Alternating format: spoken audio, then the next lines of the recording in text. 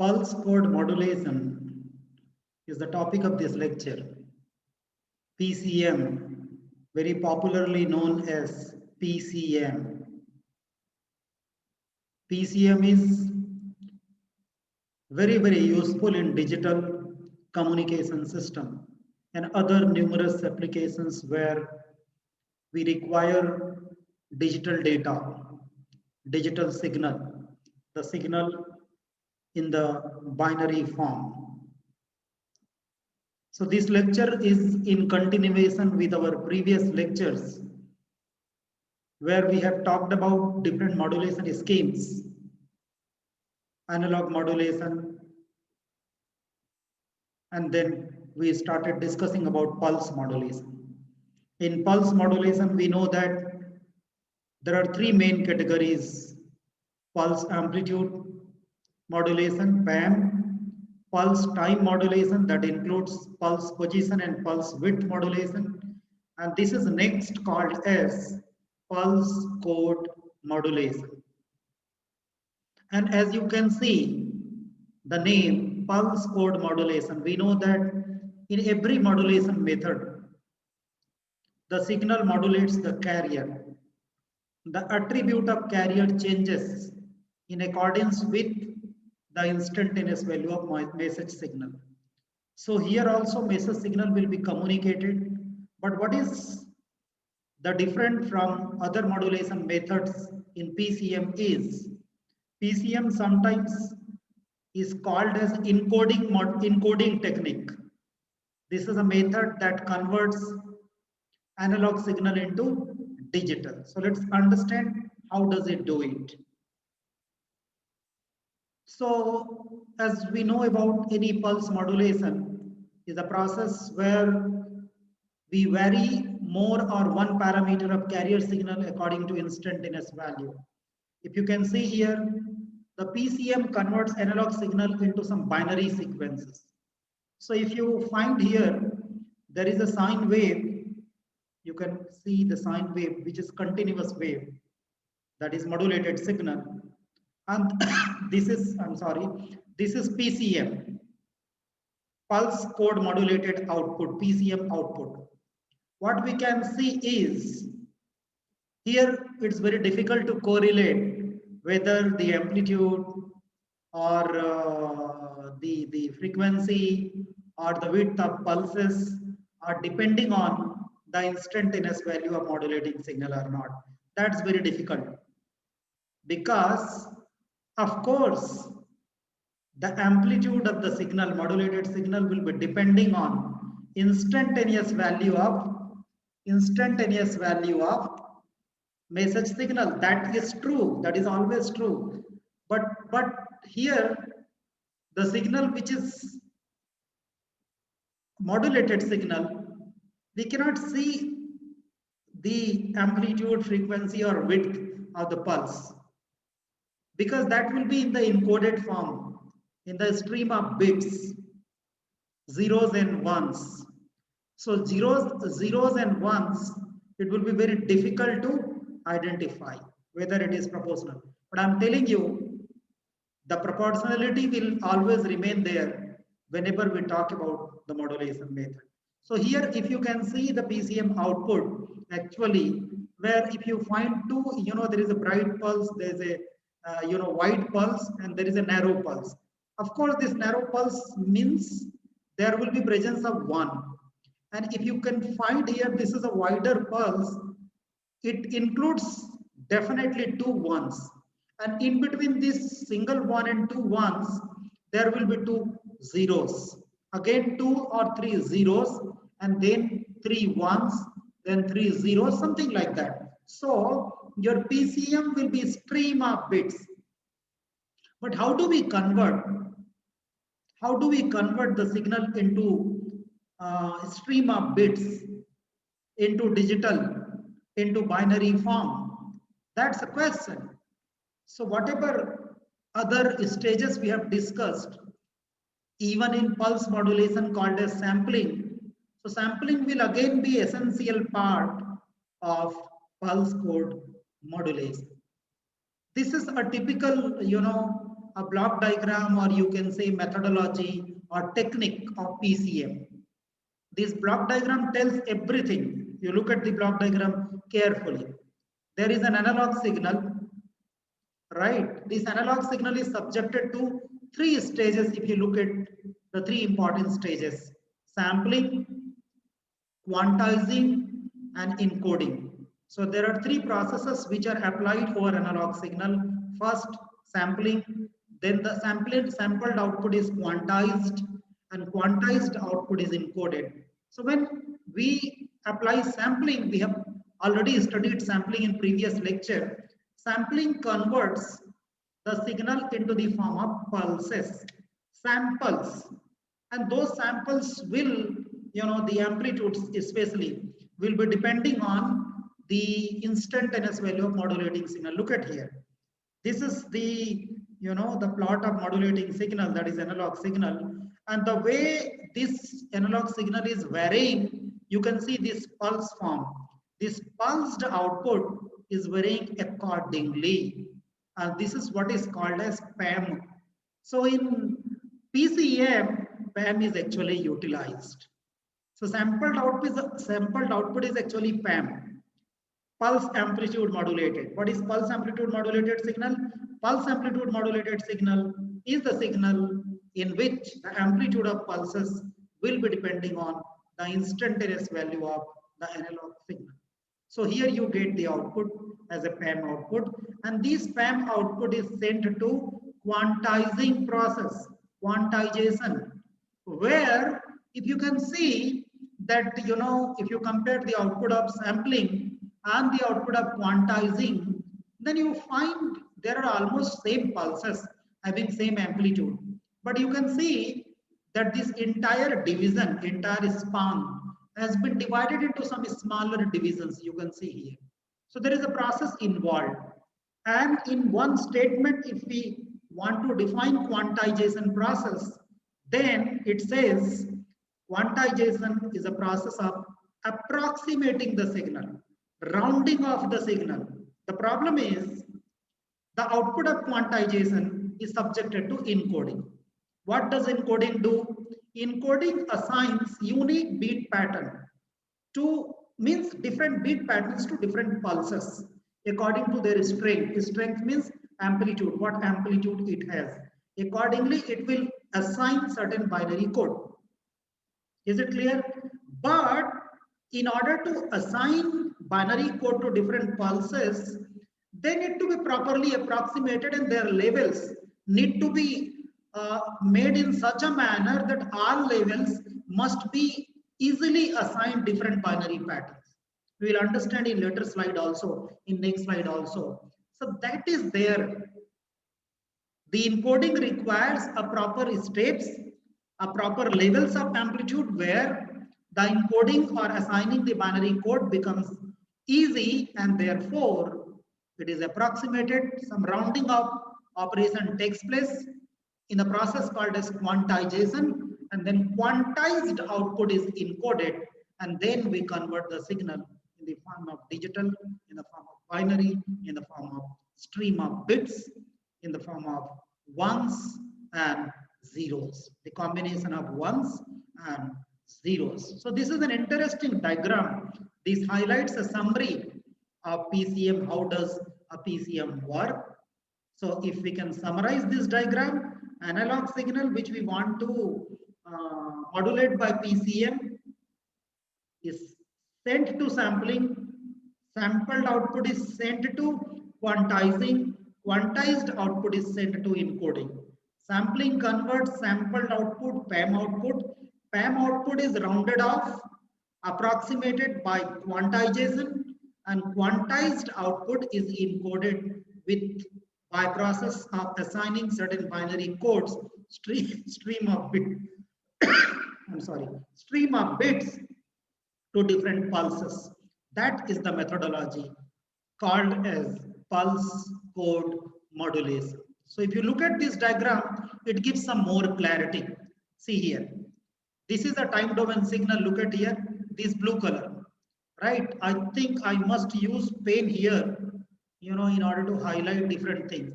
This blue color, this blue color signal is actually your analog signal, right? This is your analog. It's difficult to write. Analog. All right, blue color. And what about this green color? Do you know that this green color output, we know that all the signals are converted into the form of pulses, but those pulses are approximated. Otherwise, there will be single pulses. There will be different samples at different intervals where in the PAM output, but those have been approximated. So this green color output is the output of quantizing process, quantized output. And then you can see, now let me choose the pointer again. Then you can find here these amplitude levels, which is starting from 0 to 7 volt, or the swing is approximately 7 to 8 volt, are all divided into smaller divisions. And this approximation is done by checking that smaller division, whether that level is more nearer to this level or below that lower level or upper level. Accordingly, a proper level is assigned, and then we connect all the levels, and you see that this is approximated, approximated signal. So the signal approximation is done by the process called as quantization. What is the next step? The next step is what we do, that suppose we want to assign 4 bits to each pulse, 4 bits. So the division will be, all the divisions, number of divisions will be 16. So if there are 16 divisions, there will be 4 bits. So if there are 4 bits and there will be some pattern of assigning, for example, lower pulse we start from this 001, I'm sorry, this has 3 bits, 001, 011, 110, 110. It is according to, because this 0 to 7 are assigned some binary patterns. It has 8 levels. I'm sorry, it doesn't have 16. It has 8 levels. So there is a relation between the number of levels and the number of bits which are required to encode each pulse, each level.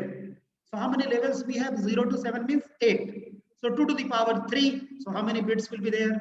3 bits. 3 bits. And therefore, you can see that if this particular pulse, because 0 is 000, 1 is 001, 2 is 010, 3 is 011, 4 is 100, 5 is 101. So if you can find here this particular 2 pulses, look at here. So what is the magnitude here? What is the binary pattern? 110. Here also 110. Why? Both are equivalent to this level 6.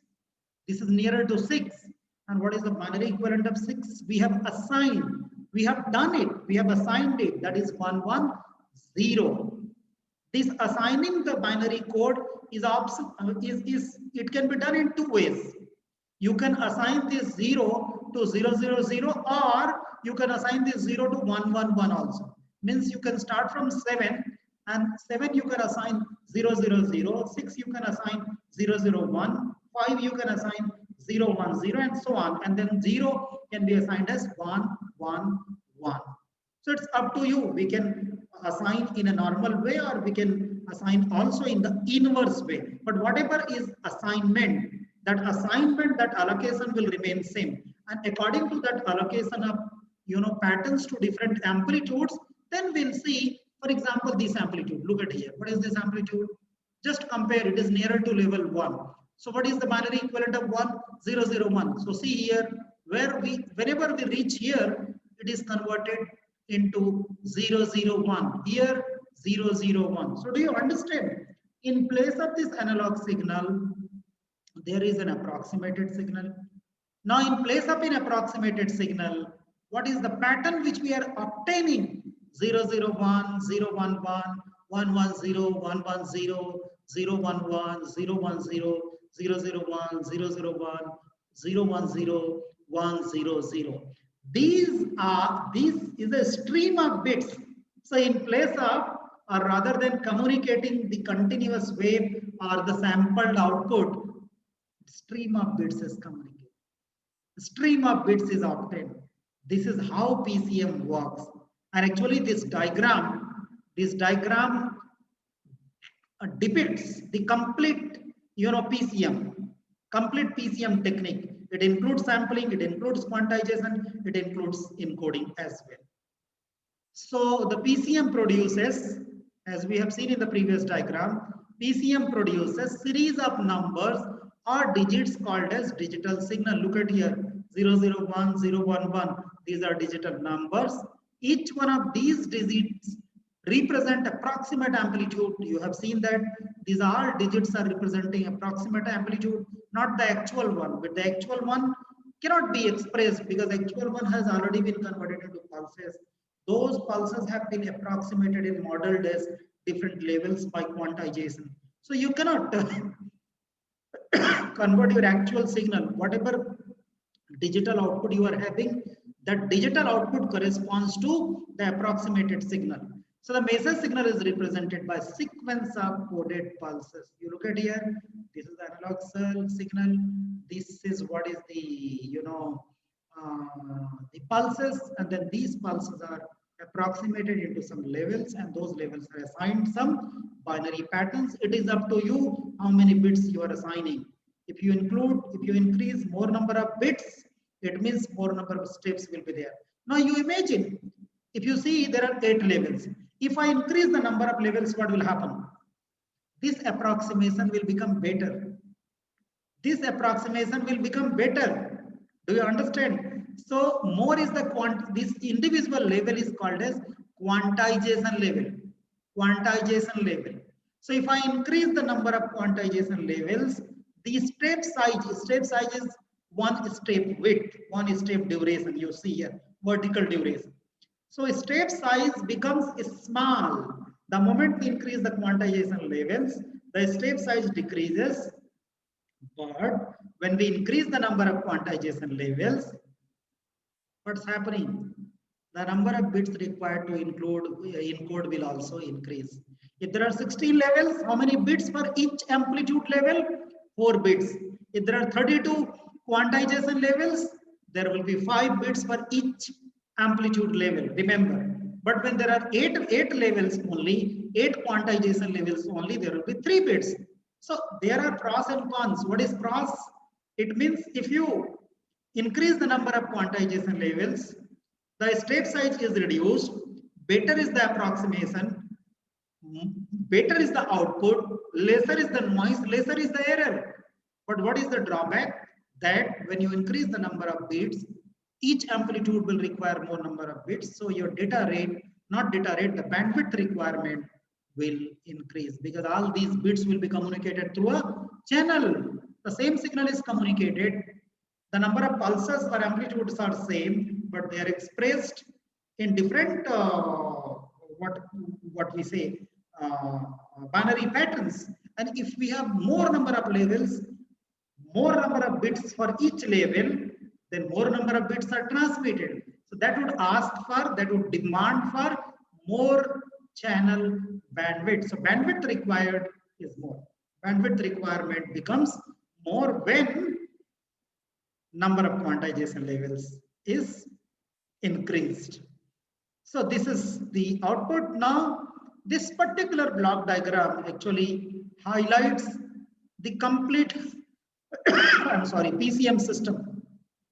PCM system means PCM transmitter as well as PCM receiver, or we can say encoder and decoder, right? Encoder and decoder. When we encoded the transmitting end, the same has to be decoded because naturally human being or naturally no one can understand what do we mean by this digital pattern. It has to be normalized. It has to be converted into the continuous or natural signal called as analog signal.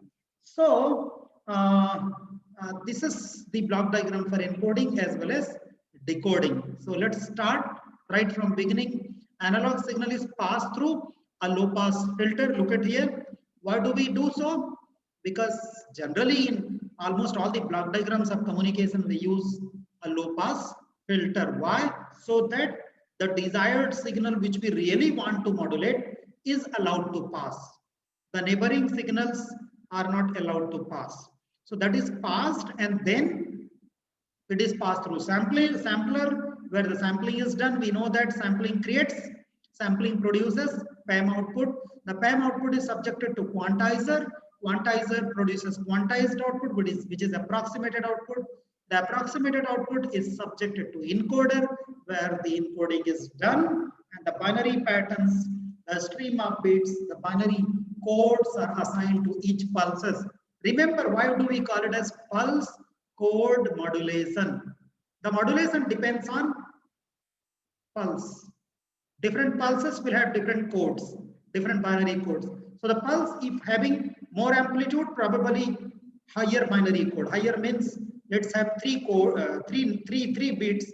So 000 to 111. So if the amplitude is higher, obviously the code will be more nearer to 111. So this is the meaning. So that code assignment is depending on the pulse strength, pulse amplitude. Because in modulation, it must happen. It must follow the amplitude of modulating signal or amplitude of analog signal which is being modulated, which is being encoded.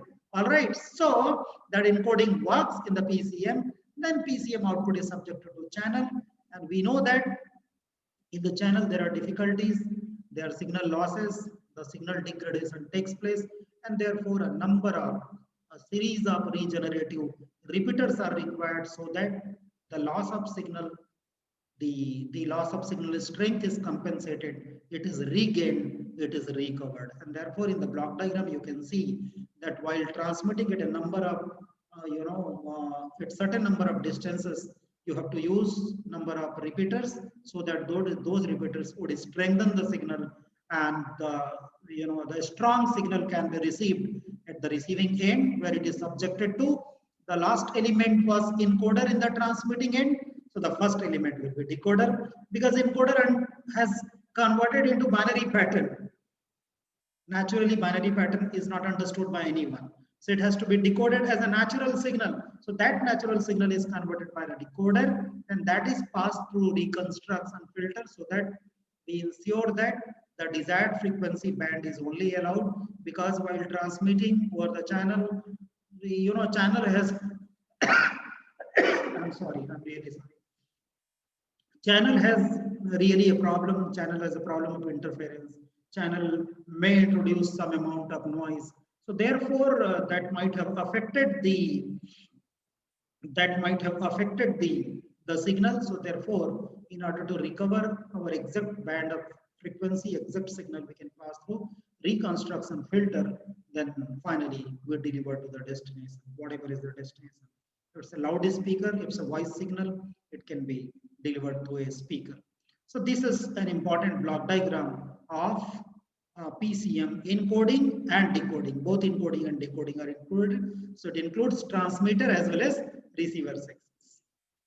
So what are the major components? We have already discussed.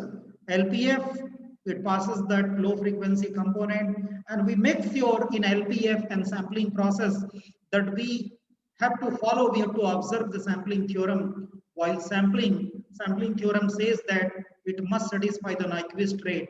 The sampling frequency must be greater than the Nyquist rate. Otherwise, there will be aliasing.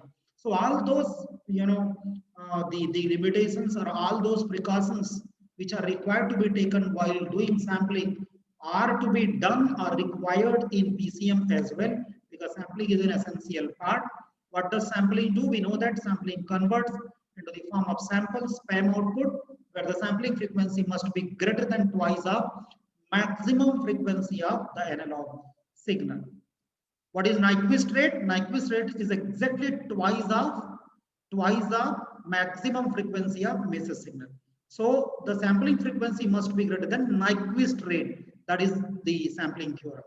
Then it goes to quantization, where some excessive bits are reduced by rounding off, and this is why we approximate the signal. Then it goes to digitization, encoding process. After encoding, we have studied a number of regenerative repeaters are used to strengthen up, to recover the signal loss if there has been any signal loss while transmitting through a channel, while passing through a channel. Then there is a decoder at the receiving end which decodes the signal into the form of original signal, in the form of pulses and analog signal, and which is again passed to regenerative filter, where the desired frequency will be allowed and that is delivered to the destination. So as sampling and quantization, play a very, very important role in PCM. So let's understand the sampling very, very briefly, because in last lecture we have already covered what the sampling is. So what is sampling? Sampling is a process that converts analog signal into discrete signal. Discrete means at regular intervals there will be finite pulses. If you look at here, this green color signal is analog signal and the red colored signals are different pulses. Different pulses. And it must satisfy the sampling theorem, which says that the sampling frequency of the sampler must be greater than the Nyquist rate. What is Nyquist rate? The Nyquist rate is the rate at which the sampling frequency is double of, is twice of maximum frequency of Mesa signal. There are three types of sampling: natural, flat top, and ideal sampling. All these sampling types we have discussed in detail while discussing about sampling. That is there in my previous lecture, the discussion on sampling and quantization. But these are the three outputs: ideal sampling, natural sampling, and flat top sampling. In natural sampling, the tops of the pulses are following the Mesa signal envelope instantaneous value, whereas in the flat top you can see all the tops of the pulses are no longer following the instantaneous value of analog signal, rather all the tops are flat. As far as the ideal sampling, as its name suggests, ideal, it does not generate the train of pulses, rather it generates in the form of impulses. So you can see that it doesn't have much duration, negligible duration impulse, and almost it follows the path of what? Modulating signal, path of analog signal which we want to sample. So there are three different types.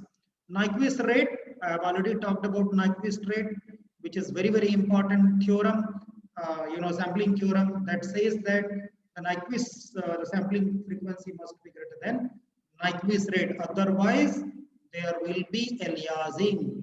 This aspect was also discussed in last lecture, that when the sampling theorem is not satisfied, it's not observed, it means when sampling frequency is lesser than Nyquist rate, there will be overlapping between the adjacent components, neighboring components, and whenever there is an overlapping, that will cause some distortion in the signal called as aliasing effect. So although anti-aliasing filters are available, but we always need to make sure that the sampling frequency is greater than twice of the maximum frequency of analog signal being sampled, being processed, right? And in telephone, it is reported when there is aliasing, sometimes it is reported as crosstalk. When you are talking to someone, but there you can also hear a voice of some third person. So there is a crosstalk. It's because of overlapping between the two spectral components, two adjacent, two neighboring components. When they overlap, when they interfere, that causes crosstalk in telephone communication system, which is unwanted. No one likes any crosstalk while talking or communicating to someone, and this is what is the problem due to oversampling. And therefore in PCM as well, sampling must be done sampling must be done very accurately, following the sampling theorem, observing the sampling theorem. Then comes quantization. We choose analog signal. Then what do? We have studied this thing in the previous lecture, that we assign different levels, which is I'm sorry, which is approximated output to the actual output, right? And then this approximated output is obtained by rounding of different pulses, because first of all we converted analog signal into different pulses. Sampled output, the sampled output is approximated, rounding off results this red colored output called as quantized output. So this is then it looks, and I have already discussed in previous slide that it depends on step size. What is step size? See, these are the divisions which have been made in order to approximate the different pulses. So step size plays important role. More is the quantization levels. Let me repeat, more is the quantization levels, lesser will be the step size. Lesser is the step size, better will be the approximation. Better is the approximation, lesser will be the quantization error. Quantization error is the error which occurs, which happens due to the quantization process. Because you can see here, the actual signal is differing from approximated signal. So whenever there is a difference between actual and the the ideal signal, then there is a difference, and the difference will definitely cause a system as a signal loss or maybe uh, extra information being added. So that will always introduce some amount of error called as quantization error or quantization noise, right? This is one more diagram where we can see, if you can count how many levels, you can compare 1 2 3 4 5 6 7 8, and this side also. So how many levels you have? 8 levels, right? So if I can use a see, so how many levels? The number of levels is 16 here, right? Number of levels is 16. So how do we get step size? The total swing of analog signal, suppose total swing is VH minus VL. Do you know what is VH minus VL? This upper voltage amplitude divide minus this lowest one divided by L. It gives you the step size. And what is L? Something more we can write. This L is 2 to the power M. Where what is M? M is the number of bits. Is the M is the number of bits. So you can see here how many levels we have. 16 levels, and therefore how many bits are there in every level? 4 bits are there, right? 4 bits, 16 levels. So all are interrelated. And this is what I was explaining in the previous slide. If we increase more number of levels, the step size becomes less. But remember, when step size becomes less, it means when L is increasing, means this number of bits is also increasing. So when number of bits increases, obviously, what is the other problem? The other problem is the bandwidth requirement will increase, because all these bits which are converted, you can see that these bits will be ultimately communicating over the channel, through the channel. And one more observation you must have made in the first example, there were 8 levels. So 8 levels, the number of levels were less, and the number of bits for each level was also less. So see, when we are increasing number of levels, more number of codes we are generating, and each code length is more. See, if you have lesser number of levels, lesser number of codes, each code having smaller length, but we are increasing. If we are increasing quantization levels, more number of codes, and that too, each code is having longer length, longer coding length, and therefore overall bandwidth requirement increases. That will put extra cost to the system. But of course, more approximation, better output, lesser error will be there when we spend some cost related to bandwidth, because error in that will be less. As far as the quantization is concerned, in our previous lecture we have discussed it's of uniform and non-uniform. In uniform, the step size variation may be equal, where in non-uniform the step size will vary in non-uniform manner.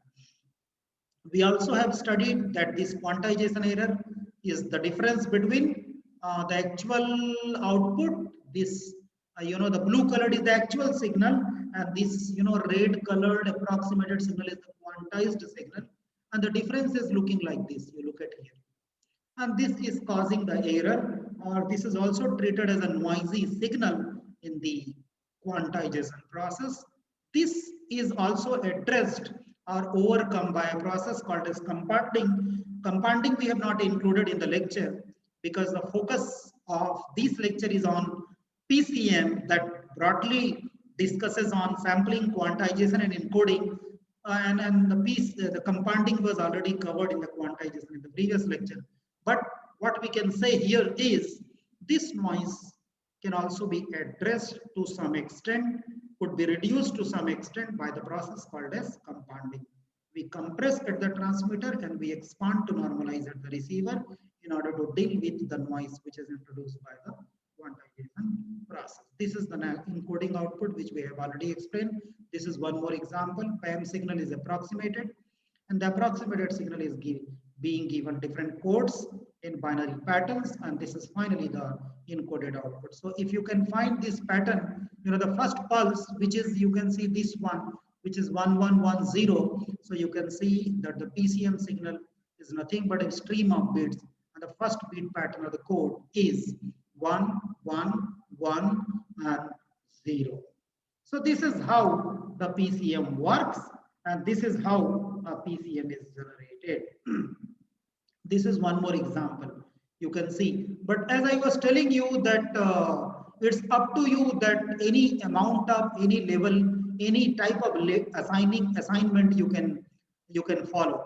You can assign minus the amplitude levels here are from -8 to 7. So how many levels are there? 16. So how many bits are there? You can see 4 bits. Is it clear? 4 bits 2 to the power 4 means 16. So what I'm trying to tell is this -8 is assigned here 0 0 0, but it can also be assigned 1 1 1 1. So in a reverse manner also assignment is possible. But general practice is the lower amplitude is assigned 0 0 0 0. Then we move towards higher amplitude and keep on increasing the binary beat pattern 0 0 0 1 0 0 1 0 0 0 1 1 0 1 0 0 0 1 0 1 and so on. So here you can again find, if this is a beat pattern, you can see here, right? And it's nearer to 5. And what is 5 here? If you can compare, right, this one 1 1 0 1. So 1 1 0 1 is the the equivalent beat pattern or equivalent code of this pulse. So this pulse has been encoded.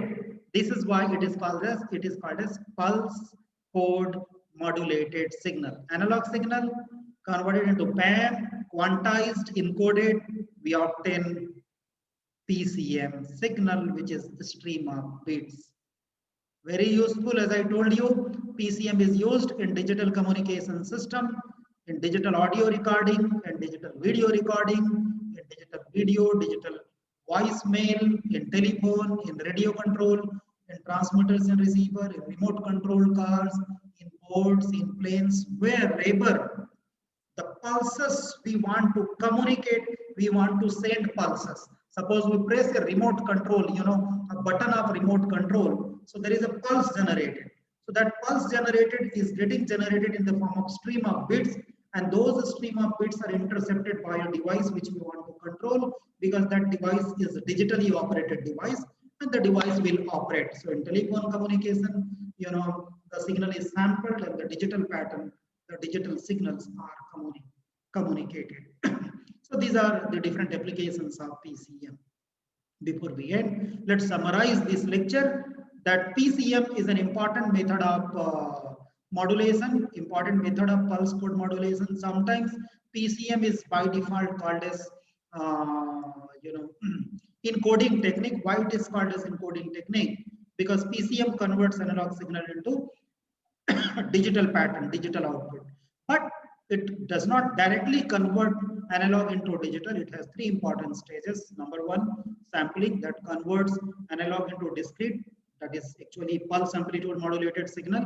And the pulse amplitude modulated signal cannot be subjected directly to the encoding process. Therefore, some rounding off, some approximation process takes place by the method, by the technique called as quantization. Quantization has its difficulties, has its challenges related to quantization, noise and error, that can also be dealt with by the process called as compounding.